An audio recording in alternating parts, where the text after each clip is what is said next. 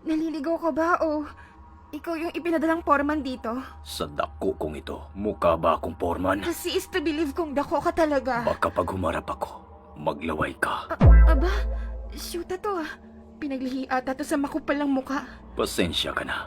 Magalulo lang sana. Yung amoy niya. Teka, nakita na ba tayo noon?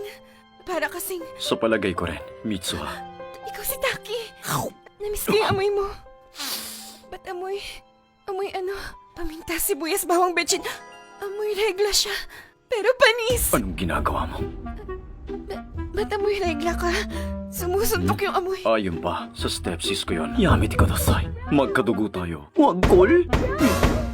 Uy, step bro, gising ka pa pala.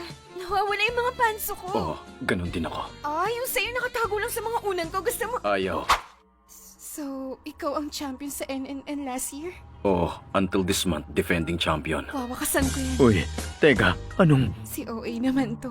Chinecheck ko lang kung magpinsan tayo. Shit! Sad to say, pero parehas tayo ng apelido. Magpinsan tayo. Sorry pero di ako fan ng incest. Paalam. Sa bagay, wala naman akong palag sa ate niya. Pinsan lang ako. Pero Para sa panibagong misyon, wasakin ang dungeon ni Insan. Ano? At may bagay na naman tayong anime na ginawa ng kalokohan.